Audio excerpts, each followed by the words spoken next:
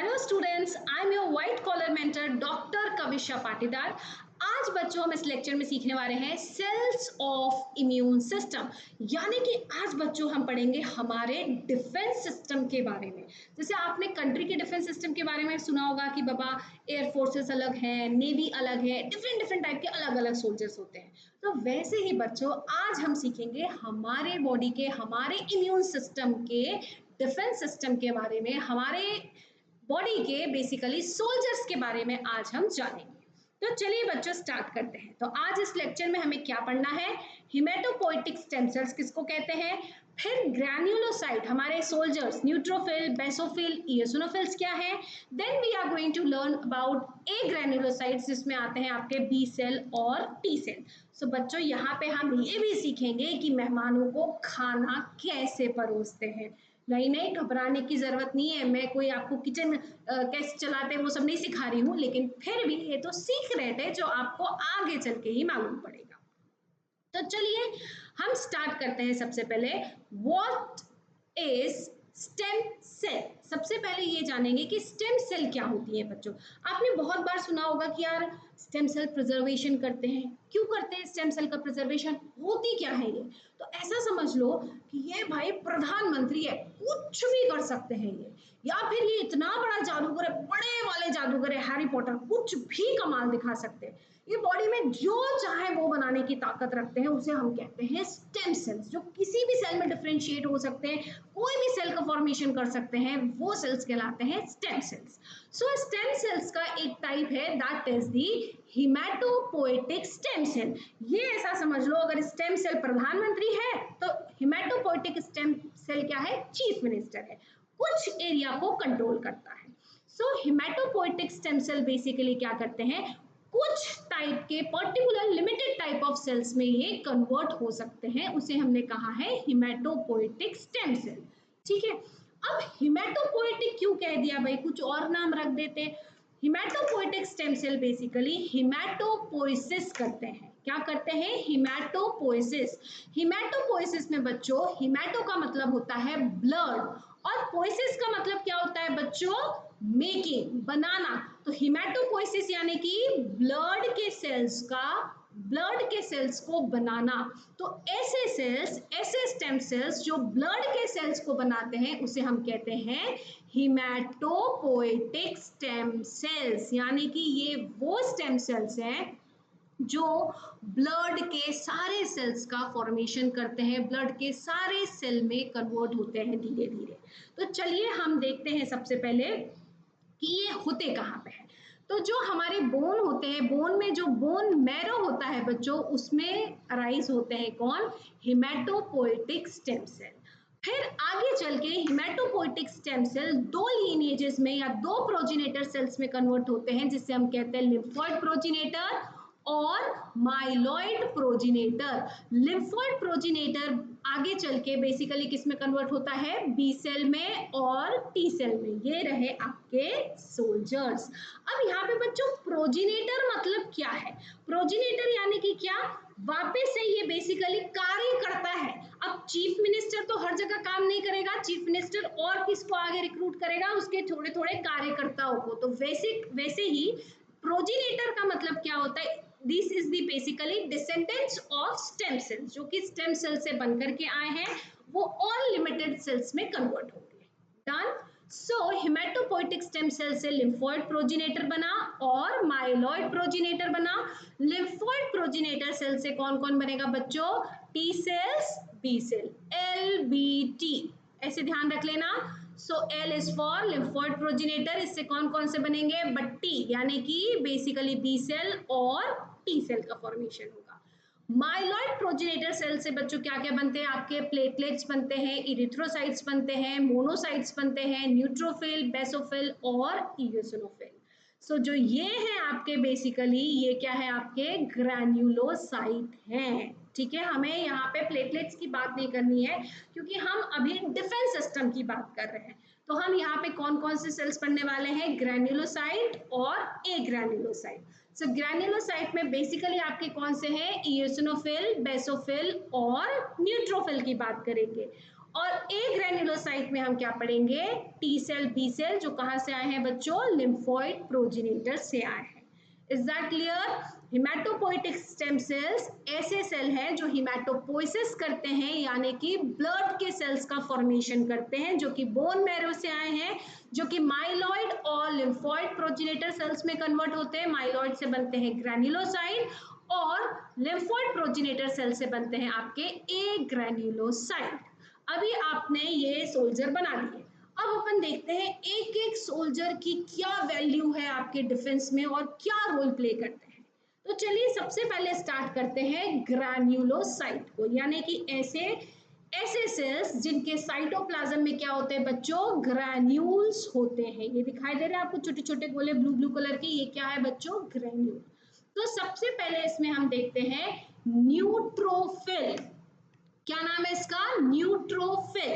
सो neutrophil में बच्चों कैसा न्यूक्लियस होता है, बायलोब्ड न्यूक्लियस होता है। ये आपको दिखाई दे रहा है, बहुत सारे न्यूक्लियस में लोब, ऐसा गोला भी हो सकता था लेकिन ऐसा गोला नहीं होता, ऐसे मल्टीपल लोब्स प्रेजेंट होते हैं किसमें, न्यूट्रोफिल में। इसलिए हम कहते हैं न्यूट्रोफिल का जो न्यूक्लियस होता है वो कैसा होता है बच्चों, मल्टी लोब्ड होता है।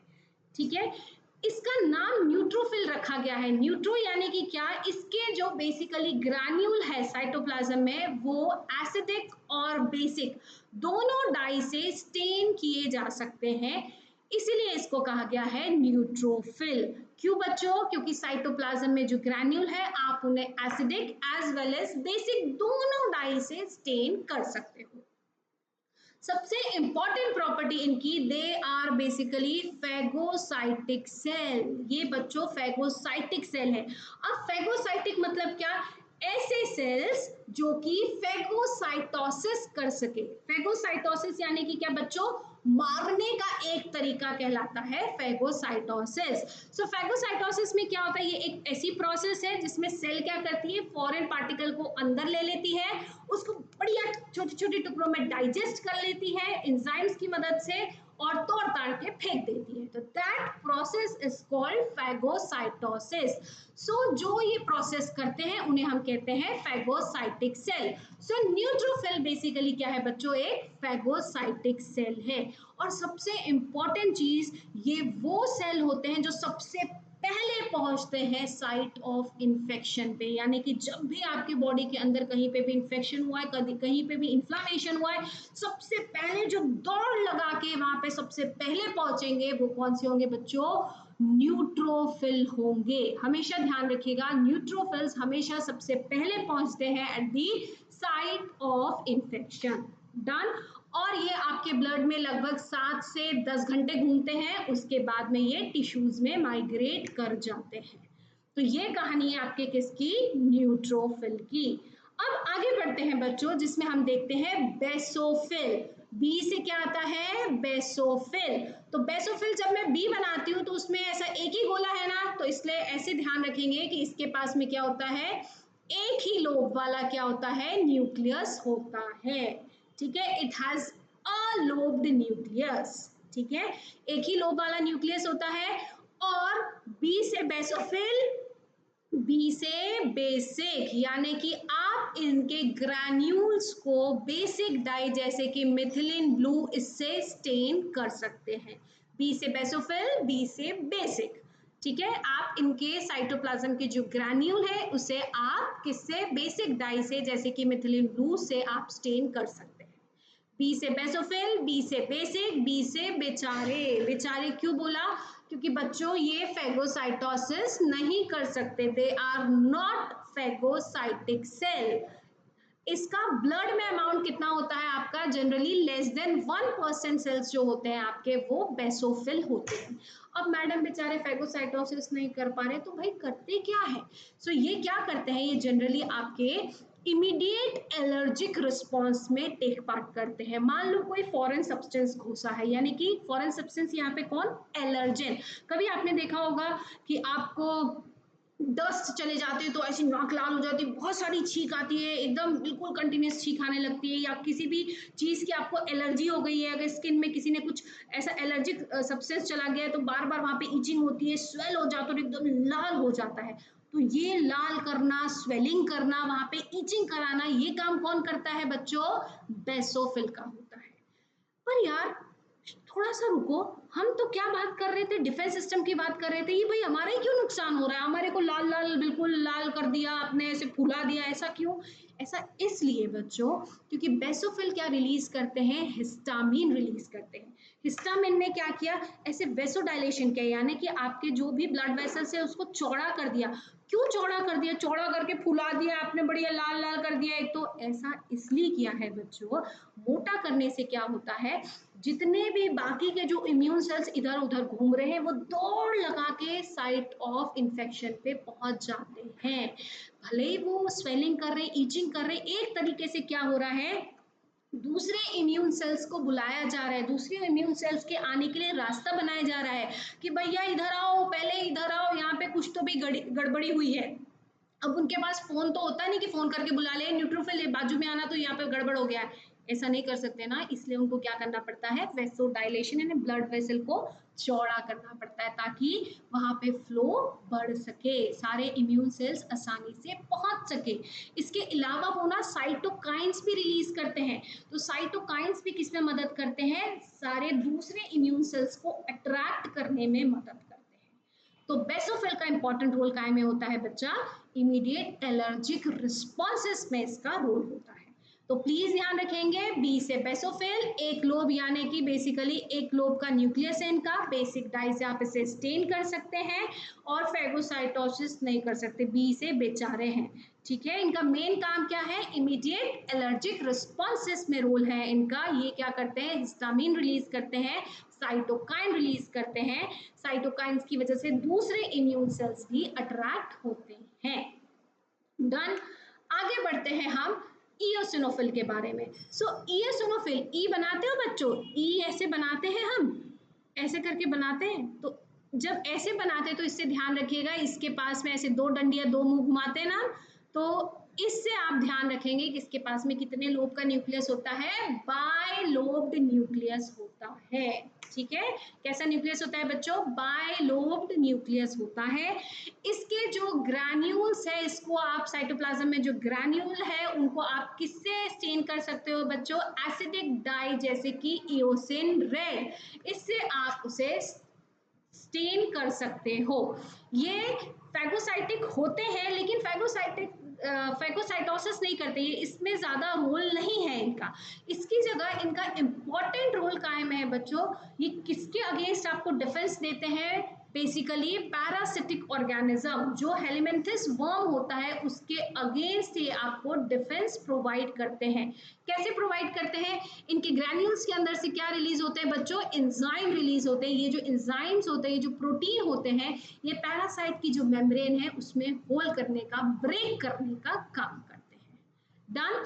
ये आपके एलर्जिक रिस्पॉन्सेस में भी रोल प्ले करते हैं, लेकिन अर्ली नहीं, इमीडिएट में तो कौन करते हैं बच्चों? बेसोफिल करते हैं। और ध्यान रखिएगा, बेसोफिल के ही सरफेस पे आईजीई भी अटैच्ड होती है। IgE is the antibody. So eosinophil जो है, eosinophil late phase allergic responses में इंपॉर्टेंट रोल प्ले करते हैं, वहां पे वो साइटोकाइन रिलीज करते हैं लेट फेजेस में। और जो क्रॉनिक एलर्जिक रिस्पॉन्सेस होते हैं जैसे हे फीवर हो गया, अस्थमा हो गया, उन सब में इयोसिनोफिल का इंपॉर्टेंट रोल होता है। डन। तो ये आपके ग्रैन्युलोसाइट्स थे, न्यूट्रोफिल, बेसोफिल और इयोसिनोफिल। अब हम डिस्कस करेंगे बच्चों एक ग्रैन्युलोसाइट, जैसे कि मैंने कहा था आपको सिखाऊंगी कि मेहमान घर में आए तो उनको खाना कैसे खिलाते हैं। ठीक है, तो सबसे पहले हम स्टार्ट करते हैं बच्चों टी लिम्फोसाइट।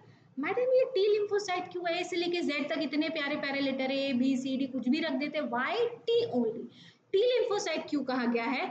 क्योंकि इसका जो मैचुरेशन है, यानी जो इसको शिक्षा दी जाती है कि बाबा ऐसे ट्रेन करना है, ऐसे लड़ाई करना है, ऐसे तूफान मचाना, ये जो ट्रेनिंग होती है इसकी, जो डिफरेंशिएशन होता है, जो मैचुरेशन होता है, वो कहाँ पे होता है बच्चों? थाइमस में होता है। ठीक है, thymus is the organ, thymus में टी लिम्फोसाइट्स का डिफरेंशिएशन, मैचुरेशन होता है, इसलिए इसे कहा गया है टी लिम्फोसाइट्स। अब भैया जो टी लिम्फोसाइट होते हैं ना, बड़े वीआईपी सेल होते हैं, गेस्ट होते हैं ये। अब इमेजिन करो तुम्हारे घर में कोई गेस्ट आया, मान लो मैं गेस्ट मान लो मुझे, मान लो मैं तुम्हारे घर में आई हूँ, तो तुम क्या कहोगे कि मैडम आओ आओ बैठो सोफे पे, ऐसे बोलोगे ना मुझे, या फिर ये बोलोगे मैडम यहाँ से सीधा जाओ राइट मुड़ जाओ ना, अंदर किचन है वहाँ ग्लास रखा होगा, खुद पानी निकाल के पी लेना, फिर दूध रखा है बढ़िया चाय बना के खुद ही पी लो, ऐसी बात करोगे क्या मेरे से? नहीं। हम क्या करते हैं जब भी कोई गेस्ट आता है हमारे घर में, सो गेस्ट आता है तो मम्मी कोई बड़े लोग क्या करते हैं, मस्त उनके लिए ट्रे में खाना पीना पानी चाय लेकर के जाते हैं। वैसे ही बच्चों टी लिम्फोसाइट्स है, ठीक है। टी लिम्फोसाइट्स क्या है, आपके ऐसे सेल्स है जिनकी मैच्योरेशन और डिफरेंशिएशन कहाँ पे की गई है, थाइमस में की गई है। और ये कौन है आपके बच्चों, घर के गेस्ट हैं। क्या है बच्चों, ये गेस्ट है। इनका काम है एंटीजन से बाइंड करना, पर ये एंटीजन यानी कि आपका क्या हो गया बच्चों, समझ लो ये आपके क्या हो गए हैं, चाय। इनको चाय पीनी है, लेकिन ये चाय खुद से बना के नहीं पी सकते, यानी ये एंटीजन से डायरेक्टली बाइंड नहीं कर सकते। इनको जब भी एंटीजन से बाइंड करना है, इनको ऐसे पका पकाया प्रोसेस्ड करके एंटीजन देना पड़ता है। अब प्रश्न ये उठता है, इनको एंटीजन देता कौन है? तो एंटीजन देने के लिए बहुत सारे सेल्स होते हैं, जैसे कि एंटीजन प्रेजेंटिंग सेल। क्या होते हैं बच्चों, mummy is your antigen presenting cell, ठीक है। मम्मी क्या है बच्चों, एंटीजन प्रेजेंटिंग सेल है। सो एंटीजन प्रेजेंटिंग सेल्स, अब मम्मी लेकर के आ रही है गर्मा गर्म मैडम के लिए चाय बना के, यानी कि टी सेल्स के लिए बढ़िया एंटीजन लेकर के आ रही है। अब एंटीजन कोई चाय का कप हाथ में लेकर के आता है, गेस्ट के लिए तुम भैया ट्रे में लेकर के आते हो कि नहीं आते हो? तो tray is basically your MHC molecule. MHC is basically what बच्चों, मेजर हिस्टोकम्पैटिबिलिटी कॉम्प्लेक्स प्रोटीन। ये ऐसे सरफेस एंटीजन हैं जो हमारे बॉडी के लगभग सारे सेल्स में प्रेजेंट होते हैं। एमएचसी दो तरीके के होते हैं, एमएचसी 1 और एमएचसी 2। आगे हम पढ़ेंगे कि एमएचसी 1 किस में प्रेजेंट होते हैं, एमएचसी 2 किस में प्रेजेंट होते हैं। पर अभी हम इतना क्या ध्यान देना है कि हमारे जो सेल होते हैं उनके सरफेसेस पे क्या होते हैं, एमएचसी मॉलिक्यूल होते हैं। हम सभी के घर में क्या होते हैं, जैसे ट्रे सबके घर में होती है, वैसे हमारे सेल के ऊपर क्या होते हैं, एमएचसी मॉलिक्यूल प्रेजेंट होते हैं। तो जो चाय है वो हमेशा ट्रे में दी जाती है, यानी कि जो चाय है वो हमेशा किस में दी जाती है, एमएचसी मॉलिक्यूल में रख करके प्रेजेंट की जाती है, ठीक है। चाय इज बेसिकली एंटीजन। आप जब चाय देते हो तो डायरेक्टली पूरा एंटीजन नहीं दे देते, यानी कि कैसे, जब आप चाय बना रहे हो तो ऐसे थोड़े कहते, दूध भी ले आए, शक्कर भी ले आए, चाय पत्ती भी ले आए, गर्म करने का हीटर भी ले आए और उसके टी सेल के सामने रख दिया और बोला कि वह खुद ही बना के पी जाओ चाय। ऐसा करते हैं हम क्या? नहीं। हमारे पास जितने भी रॉ मटेरियल है यानी रॉ एंटीजन है उसकी हम प्रोसेसिंग करते हैं। वैसे ही जो सेल होते हैं क्या करते हैं बच्चों, एंटीजन को प्रोसेस करके, जो सिर्फ बिल्कुल खतरनाक चीज है जिसके अगेंस्ट एंटीबॉडीज बनवानी है, जिसके अगेंस्ट काम करवाना है, उस एंटीजन को, उस पर्टिकुलर एरिया को एमएचसी में प्रेजेंट किया जाता है। किसको प्रेजेंट कर रहे हैं बच्चों, टी सेल को प्रेजेंट कर रहे हैं। सो हमने यहाँ पे क्या देखा, टी सेल वीआईपी सेल्स है, ठीक है। टी सेल्स का काम क्या होता है वो हम देखेंगे, लेकिन सबसे पहले टी सेल्स का क्या है, एंटीजन से बाइंड करना है, वो एंटीजन को रिस्पॉन्ड करते हैं, लेकिन फ्री में ऐसे खाली पीले एंटीजन को नहीं रिस्पॉन्स करेंगे, खुद से आकर के एंटीजन से बाइंड नहीं करेंगे, उनको एंटीजन परोसना पड़ता है ट्रे में। तो ट्रे क्या है बेटा, एमएचसी मॉलिक्यूल। एमएचसी मॉलिक्यूल हर घर में अवेलेबल है, यानी कि हर सेल के ऊपर लगा हुआ है, ठीक है। और कौन से सेल्स, जनरली हम बात कर रहे हैं एंटीजन प्रेजेंटिंग सेल्स की, ठीक है। तो मम्मा is your antigen presenting cell, जो ट्रे लेके आई यानी एमएचसी लेके आई, एमएचसी में क्या लेकर के आई, चाय लेके आई, यानी चाय is basically your processed antigen. और ये किसको परसा है, बेसिकली उन्होंने टी सेल को दिया है, T cell is your guest. इतनी बात समझ में आई? चलिए अब आगे बढ़ते हैं। जो टी लिम्फोसाइट्स है जनरली वो भी आपके तीन तरीके के होते हैं। एक होते हैं टी हेल्पर सेल, एक होते हैं टी सी सेल और एक होते हैं टी सप्रेसर सेल। तो सप्रेसर सेल को थोड़ा सा साइड में रखते हैं, अपन मेन बात करते हैं टी हेल्पर सेल की और टी सी सेल की। तो बच्चों इनके सरफेस पे भी बहुत सारे मॉलिक्यूल्स अटैच्ड होते हैं, तो उसमें से एक मॉलिक्यूल है CD8 एंड CD4।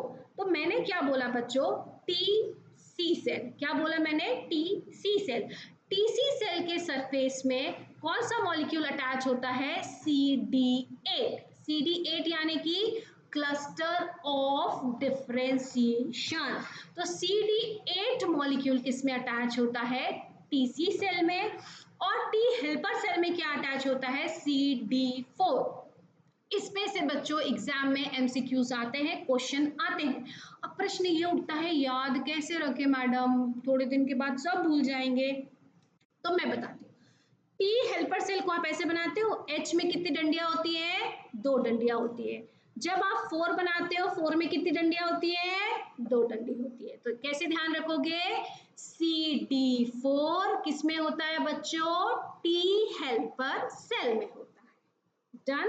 अब टीसी सेल में कैसे ध्यान रखोगे, जब आप सी लिखते हो तो गोला बनाना पड़ता है, तो जब आप 8 बनाते हो तब भी आपको क्या बनाना पड़ते हैं, गोले बनाने पड़ते हैं। तो CD8 किस में होता है बच्चों, टी सी सेल में होता है। इस तरीके से आपको ध्यान रखना है। डन। टी हेल्पर सेल में क्या होगा, CD4, और टीसी सेल में क्या होगा बच्चों, CD8 मॉलिक्यूल होता है। डन। सो 2 तरीके के सेल हो गए, एक हो गए टीसी सेल और हो गए आपके टी हेल्पर सेल। अब इन दोनों को खाना परोसने का तरीका भी अलग अलग है। कैसे, ट्रे, अब ट्रे घर में कोई एक नहीं होती ना, डिफरेंट टाइप्स ऑफ ट्रे होती है, लाल पीली, कोई हम ऐसे छोटे मोटे गेस्ट है तो अलग ट्रे, बड़े अच्छे बिल्कुल आए तो बढ़िया सुंदर सी ट्रे निकालेंगे। वैसे भी ट्रे के 2 टाइप है। कौन कौन से बेटा, MHC1 और MHC2 मॉलिक्यूल। ठीक है, कौन कौन से होते हैं, MHC1 और MHC2। जो MHC2 होते हैं बच्चों, वो सभी एंटीजन प्रेजेंटिंग सेल पे होते हैं। एंटीजन प्रेजेंटिंग सेल यानी कि बच्चों कुछ ना ऐसे स्पेशलाइज्ड सेल होते हैं जिनका काम होता है सिर्फ एंटीजन को आगे प्रेजेंट करना। मान लो घर में तुम्हारे बहुत सारे लोग हैं, अब अगर छोटे छोटे बच्चे तुम्हारे घर में 4 साल के, तो कोई भी तुम्हारे घर में गेस्ट आता है तो क्या तुम 4 साल के बच्चे को बोलते हो कि ये पानी लेकर के आ, चाय लेकर के आ, नहीं।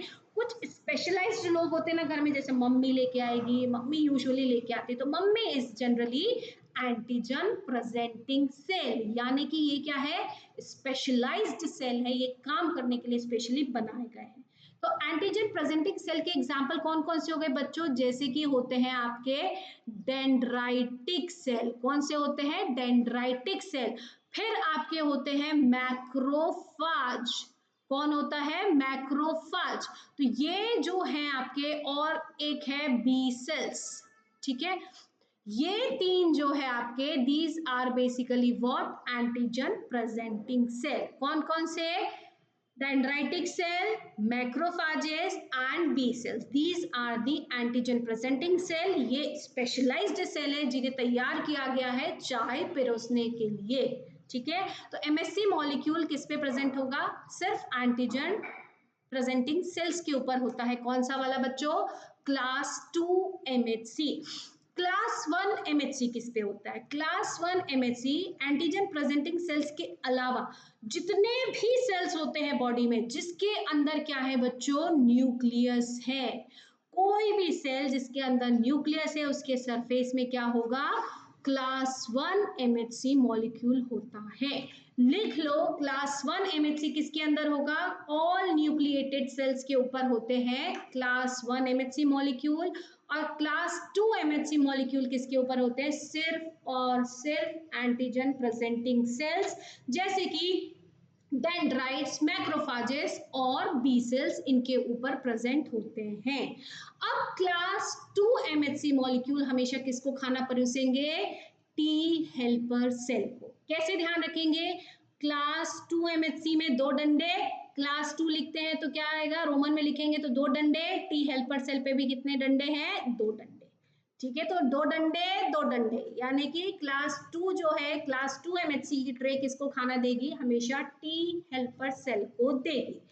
क्लास 1 बेसिकली बचा हुआ जो है वो कौन सा है, क्लास 1। सो क्लास 1 जो मॉलिक्यूल है वो किसे खाना पिरसेगा, टी सी सेल को खाना पिरसता है। इतनी बात समझ में आई। आपको क्या क्या ध्यान रखना है, कौन कौन से टीसी सेल होते हैं बच्चों, टी हेल्पर सेल होते हैं। टी हेल्पर सेल में क्या होता है, CD4 मॉलिक्यूल प्रेजेंट होता है। टीसी सेल में क्या होता है बच्चों, CD8 मॉलिक्यूल प्रेजेंट होते हैं। टीसी सेल को खाना कौन परोसता है, क्लास 1 MHC मॉलिक्यूल परोसता है जो कि हर न्यूक्लिएटेड सेल में है। टी हेल्पर सेल को खाना कौन परोसता है, क्लास 2 MHC मॉलिक्यूल परोसता है जो कि सिर्फ और सिर्फ एंटीजन प्रेजेंटिंग सेल्स के ऊपर प्रेजेंट है। आई बात समझ में। ये देखो साइंटिफिकली मैंने खाना परोस के दिखाया है। यहाँ पे ये एक इन्फेक्टेड सेल है जिसमें न्यूक्लियस है, ये एंटीजन अंदर घुसा, एंटीजन की उन्होंने प्रोसेसिंग की। ये देखो MHC1 मॉलिक्यूल दिखाई दे रहा है आपको, ये ट्रे लेकर के आए, ट्रे में उसने ये लाल लाल कलर का आपको दिख रहा है एंटीजन का एक फ्रेगमेंट, यानी कि प्रोसेस्ड एंटीजन है। ये किसको खाना परोसा है, टी सेल को। जब ऐसे खाना परोसते ना तब जाकर के गेस्ट एंटीजन से बाइंड करते हैं।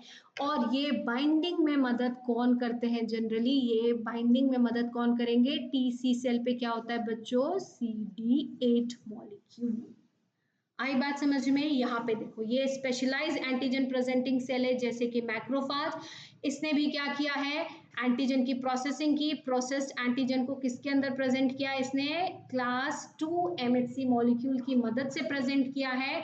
और किसको प्रेजेंट करेंगे, ये टी हेल्पर सेल, दो डंडे दो डंडे, ठीक है। टी हेल्पर सेल को प्रेजेंट किया है, फिर जाकर के टी हेल्पर सेल उस एंटीजन से बाइंड करेंगे। इतनी चीज समझ में आ गई। तो अभी तक हमने क्या देख लिया भाई, टी हेल्पर सेल का काम क्या है, एंटीजन से बाइंड करना। अब बाइंड करने के बाद क्या होता है वो देखते हैं। तो टीसी सेल्स को जनरली हम किलर सेल्स भी कहते हैं। क्या कहते हैं बच्चों, किलर सेल्स भी कहते हैं। ये करते क्या है, ये देखो क्लास 1 MHC खाना परोस रहे हैं, ये देखो CD8 बाइंडिंग में मदद कर रहे हैं, ये दिखाई दे रहा है आपको। ये आपके नीचे वाले टीसी सेल है, ये कोई भी इन्फेक्टेड सेल है जिसमें क्या है बच्चों, न्यूक्लियस है, जिन्होंने एंटीजन को प्रेजेंट किया है, येलो येलो कलर का एंटीजन प्रेजेंट किया है। एंटीजन की बाइंडिंग हो गई है, टीसी सेल ने एंटीजन से बाइंड कर लिया क्योंकि उसे खाना बढ़िया MHC1 ने पिरसा था, ठीक है। बाइंडिंग में किसने मदद कर दी, CD8 मॉलिक्यूल ने। यहां तक की कहानी तो आ गई। अब इसके बाद क्या होगा, सो इसके बाद सेल के अंदर से कौन निकलेगा, परफोरेंस निकलते हैं। ये आपको दिख रहे हैं पर्पल पर्पल कलर के, these are basically hole forming protein. TC cell क्या रिलीज करते हैं बच्चों, होल फॉर्मिंग प्रोटीन रिलीज करते हैं, जो कि इन्फेक्टेड सेल्स में क्या करते हैं, ऐसे गड्ढे कर देते हैं बच्चों। अगर गड्ढे कर देंगे तो क्या हो जाएगा, अंदर का सामान जो भी है आपने गड्ढे कर दिए तो बाहर से सारी चीजें क्या हो जाएगी, अंदर घुस जाएगी। पानी अंदर घुस गया, सब अंदर घुस गया, तो उसकी वजह से सेल क्या हो जाएगी, बर्स्ट हो जाएगी। तो सेल की लाइसिस हो जाती है। तो टीसी सेल क्या करते हैं बच्चों, क्या रिलीज करते हैं, ये परफोरिन प्रोटीन रिलीज करते हैं। परफोरिन प्रोटीन्स क्या करते हैं बच्चों, होल्स क्रिएट कर देते हैं, मेम्ब्रेन में गड्ढे कर देते हैं, जिसकी वजह से सेल की, इन्फेक्टेड सेल की लाइसिस हो जाती है। तो ये काम होता है टीसी सेल का, they are called killer cell. ये सेल लाइसिस करते हैं with the help of perforin protein. Done. अब इसके बाद हम देखते हैं टी हेल्पर सेल क्या करते हैं। सो हमने क्या देखा था, टी हेल्पर सेल को खाना कौन परोसता है, स्पेशलाइज्ड सेल, मम्मी, यानी कि एंटीजन प्रेजेंटिंग सेल जैसे कि मैक्रोफाज। ये देखो बैक्टीरिया अंदर घुसा, मैक्रोफाज ने उसकी फैगोसाइटोसिस की, उसको प्रोसेस करके किसमें प्रेजेंट करेगा बच्चों, क्या होगा, टी हेल्पर सेल के पास में क्लास 2 MHC मॉलिक्यूल में खाना परसा, खाना यानी कि प्रोसेस्ड एंटीजन। इस फिर जाकर के कौन बाइंड करेगा बच्चों, टी हेल्पर सेल बाइंड करेगा। बाइंडिंग में कौन मदद कर रहा है, CD4 मॉलिक्यूल, जो कि किसके पास है, टी हेल्पर सेल के पास है। अब इसके बाद क्या होगा, इसके बाद टी हेल्पर सेल जब बाइंड कर लेता है, उसके अंदर से वो क्या रिलीज करता है बच्चों, साइटोकाइंस रिलीज करता है और interleukin 2, these are the chemical compound, ये केमिकल रिलीज होते हैं। ये केमिकल क्या करते हैं, ये केमिकल टीसी सेल को जाके एक्टिवेट कर देते हैं। टीसी सेल को बोलते हैं अरे चल चल चल वहां पे कुछ तो भी हुआ है, अपने को मारना है। टीसी सेल आकर के क्या करेगा, वो इन्फेक्टेड सेल की, जो भी सेल्स है जहां पे भी इन्फेक्शन हुआ है उसकी लाइसिस करेगा। और ये काम क्या करते हैं बच्चों, बी सेल्स को एक्टिवेट करते हैं। बी सेल्स जाकर के प्लाज्मा सेल में कन्वर्ट होते हैं और प्लाज्मा सेल्स किसमें, एंटीबॉडीज का सिक्रीशन करते हैं, वो भी हम आगे देखने वाले हैं। सो इंटरल्यूकिन 2 साइटोकाइन ने मेन काम क्या किया, टीसी सेल को एक्टिवेट किया और बी सेल को जाकर के एक्टिवेट कर देते हैं। बी सेल को इनको मैसेज पहुंचा देते हैं कि आओ आओ लड़ाई करनी है। इसके अलावा वो खुद सेल्फ को भी और ज्यादा एक्टिवेट करते हैं, ज्यादा से ज्यादा एक सेल हुआ है तो और सारे सेल को इन्फॉर्म करते हैं कि बाबा टी हेल्पर सेल चलो चलो चलो, एंटीजन आया है, बाइंड करो बाइंड करो बाइंड करो। तो ये काम होता है टी हेल्पर सेल का।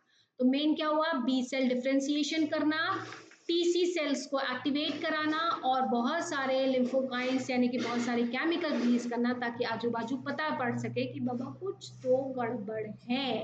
तो ये काम था टी हेल्पर सेल का। अब मैंने एक और नाम लिया था बच्चों, T suppressor cell. T suppressor cell का काम क्या होता है, आपके जो टीसी सेल है और जो टी हेल्पर सेल है, इनके फंक्शन को कंट्रोल करना। बाबा ये तो तबाही मचा रहे, मचाते जाएंगे मारते जाएंगे मारते जाएंगे, इनको रोकेगा कौन आके कि भैया बस हो गया, अब वॉर खत्म, अब लड़ना नहीं है।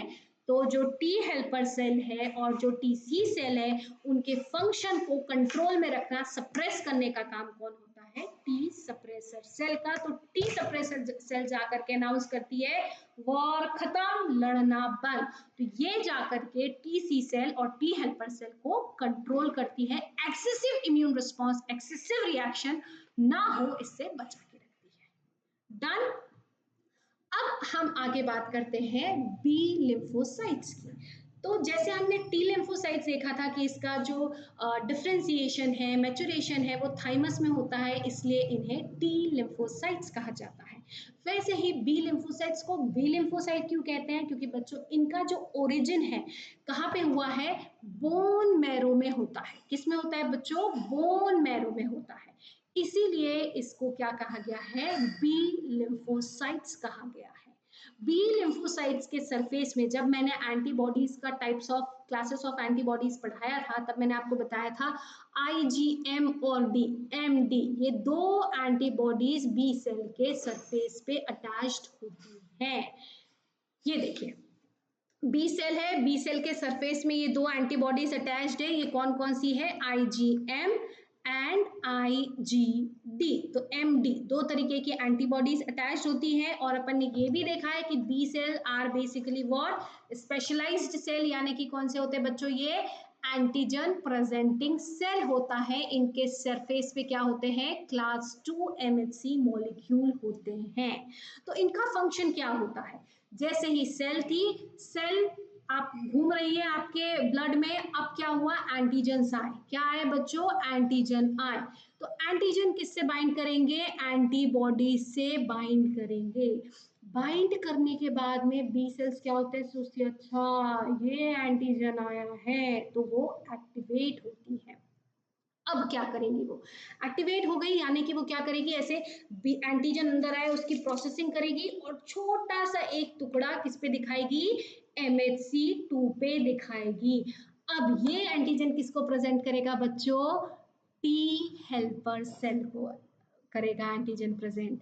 और टी हेल्पर सेल क्या करेगा, फिर उसके अंदर से क्या रिलीज करेगा, साइटोकाइंस रिलीज करेगा। साइटोकाइंस क्या करेगा, जाकर के आगे और टीसी सेल को एक्टिवेट करेगा और टी हेल्पर सेल को और एक्टिवेट करेगा और बी सेल्स को एक्टिवेट करेगा। तो बी सेल्स एक्टिवेट हो रहे हैं और फर्दर बी सेल्स किस में कन्वर्ट होते हैं, एक्टिवेटेड बी सेल्स हो गए और मेमोरी बी सेल्स। सो ये जो एक्टिवेटेड बी सेल है वो फर्दर किस में कन्वर्ट होते हैं बच्चों, प्लाज्मा सेल्स में कन्वर्ट होते हैं। और ये किसका प्रोडक्शन करते हैं, एंटीबॉडी का प्रोडक्शन करते हैं। तो आपके ब्लड में जो एंटीबॉडीज आ रही है वो किसकी वजह से आ रही है बच्चों, बी सेल्स की वजह से आ रही है। बी सेल्स एक्टिवेट हो रहे हैं प्लाज्मा सेल में, और प्लाज्मा सेल से क्या बना, एंटीबॉडीज का सिक्रीशन हो रहा है, बहुत सारे एंटीबॉडीज बन रहे हैं। अब ये मेमोरी सेल क्यों बनाई? मेमोरी सेल बहुत लंबे समय तक आपके बॉडी में रहती है। मेमोरी का काम क्या है बच्चों? मान लो मैंने किसी से लड़ाई करना सीखा है, ठीक है, लड़ाई करना सीखा है, आप के दिमाग में भी मेमोरी बन जाती है ना। फॉर एग्जांपल आप गाड़ी चला रहे हो, स्कूटी चलाने सीखते हो, तो क्या आप 10 साल स्कूटी नहीं चलाओगे, या थोड़े समय स्कूटी, 2 महीने आपने स्कूटी नहीं चलाई तो 2 महीने के बाद स्कूटी चलाना भूल जाओगे क्या? नहीं, आपके अंदर भी क्या बनती है, मेमोरी। अगर भविष्य में वापस से आपको स्कूटी दिखी तो आप आसानी से चला पाओ, आपको वापस से सीखने की जरूरत नहीं है। तो मेमोरी सेल का काम भी यही होता है बच्चों, कि आपकी मेमोरी बना के रख ली, यानी एंटीजन है, सपोज ऐसा एंटीजन है तो उसने मेमोरी बना के रख ली कि बाबा इसके लिए हमको इस तरीके के एंटीबॉडीज बनाने हैं। अब भविष्य में ये जब भी एंटीजन आएगा तो ज्यादा टाइम नहीं लगेगा, डायरेक्टली ये वाले बी सेल्स एक्टिवेट हो जाएंगे और इसी तरीके की एंटीबॉडीज बहुत सारे आपके ब्लड में आसानी से आ जाएगी। तो ये काम होता है बच्चों बी सेल का। तो बी सेल क्या किया, जैसे ही बी सेल का एक्टिवेशन हो जाएगा उसके बाद में क्या करता है, टी हेल्पर सेल को एक्टिवेट करता है। सबसे पहले तो ये क्या करता है, एंटीजन के एपिटोप से बाइंड करता है। मैंने आपको बताया है एंटीबॉडीज जहां से बाइंड करते हैं, फ्रेगमेंट ऑफ एंटीजन बाइंडिंग, उसे हम पैराटोप कहते हैं। पूरे एंटीजन से बाइंड नहीं करते, एंटीजन का एक छोटा सा हिस्सा होता है जहां से बाइंड करते हैं, दैट हिस्सा is called epitope. So epitope antigen में प्रेजेंट होता है, तो उससे इंटरैक्ट करने का काम बी सेल्स का होता है। उसके बाद में वो क्या करते हैं, टी हेल्पर सेल्स को एक्टिवेट करते हैं, खुद किस में कन्वर्ट होते हैं, प्लाज्मा सेल्स में कन्वर्ट होते हैं, और एंटीबॉडीज का प्रोडक्शन करना ये काम किसका है बच्चों, बी सेल्स का है। तो आज के लिए इतना ही। आज हमने क्या क्या देखा है बच्चों, आज हमने ये देखा है कि हिमेटोपोइटिक स्टेम सेल्स जो होते हैं आपके, हिमेटोपोइटिक स्टेम सेल से क्या बनता है बच्चों, दो तरीके का जनरेशन होता है, लिम्फोइड प्रोजिनेटर और माइलॉइड प्रोजिनेटर सेल्स बनते हैं। लिम्फोइड से क्या बनते हैं, टी सी सेल और B cell. Done. Myeloid progenitor से क्या बनते हैं, इओसिनोफिल, बेसोफिल और न्यूट्रोफिल। न्यूट्रोफिल के पास में मल्टी लोब्ड न्यूक्लियस होता है। बी से बेसोफिल, बी से एक ही लोब है, यानी कि उसके पास में सिंगल लोब न्यूक्लियस है। इओसिनोफिल हम ऐसे दो गोले बनाते हैं, तो इसलिए हम उसे क्या कहते हैं, इसमें कैसा न्यूक्लियस होता है, कैसे याद रखोगे, बाय लोब्ड न्यूक्लियस होता है। डन। न्यूट्रोफिल्स को आप दोनों स्टेन से, एसिड बेसिक स्टेन दोनों स्टेन से कलर कर सकते हो। बेसोफिल को आप बेसिक स्टेन से कर सकते हो, और इओसिनोफिल को आप एसिडिक स्टेन से कलर कर सकते हैं। Neutrophil is the main phagocytic cell. इसका काम क्या होता है, फैगोसाइटोसिस करना। ये वो पहली सेल है बच्चों जो साइट ऑफ इंफेक्शन पे पहुंचती है। बी से बेसोफिल, बी से बेचारे फैगोसाइटोसिस नहीं कर सकते, ये एलर्जिक रिस्पॉन्स में टेक पार्ट करते हैं। और जो इओसिनोफिल होते हैं ये आपके पैरासिटिक इन्फेक्शन में आपको इम्यूनिटी प्रोवाइड करने का काम करते हैं। जो लिम्फोइड सेल्स होते हैं, लिम्फोइड प्रोजिनेटर है, इससे बच्चों क्या बनता है, बी सेल और टी सेल बनता है। बी सेल बेसिकली और टी सेल, तो टीसी सेल में हमने क्या देखा है बच्चों, दो तरीके के हमने देखे थे, टीसी सेल और क्या देखा हमने, T helper cell. TC cell पे CD8 molecule, T helper cell पे CD4 मॉलिक्यूल होता है। डन। टी लिम्फोसाइट्स को टी लिम्फोसाइट्स क्यों कहा जाता है, क्योंकि इनका मैचुरेशन, डिफरेंशिएशन कहाँ पे होता है बच्चों, थाइमस में होता है। ये ऐसे सेल्स हैं जो एंटीजन से डायरेक्टली नहीं बाइंड करते हैं, ये तभी एंटीजन से बाइंड करेंगे जब एंटीजन ऑलरेडी बाउंड हो किससे, MHC से, यानी कि जब इन्हें खाना ट्रे में परोसा गया है तभी ये बाइंड करते हैं। और दो तरीके के MHC होते हैं, MHC1 एंड MHC2। तो MHC1 खाना TC सेल को प्रेजेंट करते हैं, MHC2 खाना हमेशा T हेल्पर सेल को प्रेजेंट करते हैं। जब टीसी सेल को खाना प्रेजेंट किया जाता है, इनके बाद इनके अंदर से परफोरेंस निकलता है जो होल करके क्या करता है, सेल की लाइसिस कर देता है इन्फेक्टेड सेल की। टी हेल्पर सेल्स क्या करते हैं बच्चों, जब टी हेल्पर सेल को एंटीजन प्रेजेंटिंग सेल खाना परोसते हैं MHC2 मॉलिक्यूल में ऐड करके, तो क्या होता है, इंटरल्यूकिन 2 और साइटोकाइन रिलीज होते हैं। ये टीसी सेल्स को एक्टिवेट करते हैं और बी सेल को एक्टिवेट करते हैं कि चलो चलो बाबा कन्वर्जन हो, आओ इधर जा करके एंटीजन से बाइंड करो, प्लाज्मा सेल्स बनाओ, एंटीबॉडीज बनाओ। तो ये टी हेल्पर सेल का काम होता है। फिर उसके बाद में आपके टी सप्रेसर सेल क्या करते हैं, ये टीसी सेल और टी हेल्पर सेल दोनों के फंक्शन को कंट्रोल करके रखते हैं। ये क्या करते हैं, डिक्लेयर करते हैं कि बाबा वॉर खत्म, एक्सेसिव इम्यून रिस्पॉन्स नको, एक्सेसिव इम्यून रिस्पॉन्स अब हमको नहीं चाहिए, बंद करो। उसके बाद में जो बी लिम्फोसाइट्स होते हैं, इनका ओरिजिन कहाँ पे हुआ है बच्चों, बोन मैरो में हुआ है। डन। इनके सरफेस पे आईजीएम और आईजीडी होते हैं। इसी की मदद से वो किससे बाइंड करते हैं, एंटीजन से बाइंड करते हैं। और फिर ये क्लास 2, इनके पास में क्या होते हैं, ये एंटीजन प्रेजेंटिंग सेल है, इनके पास क्या होते हैं, क्लास 2 एमएससी मॉलिक्यूल होते हैं, उसमें ये खाना परोसते हैं टी हेल्पर सेल को, और ये फर्दर क्या करते हैं, टी हेल्पर सेल को भी एक्टिवेट करते हैं और खुद भी प्लाज्मा सेल में कन्वर्ट होकर के एंटीबॉडी प्रोडक्शन करना, ये बी सेल का इंपॉर्टेंट फंक्शन होता है। डन। तो आज के लिए बच्चों इतना ही। आई होप आपको सेल्स ऑफ इम्यून सिस्टम अच्छे से क्लियर हो गया होगा। अगर आपको ये लेक्चर पसंद आया है तो प्लीज लाइक और सब्सक्राइब करें और कमेंट सेक्शन पे बताएं मुझे कि आप नेक्स्ट वीडियो किसका चाहते हैं।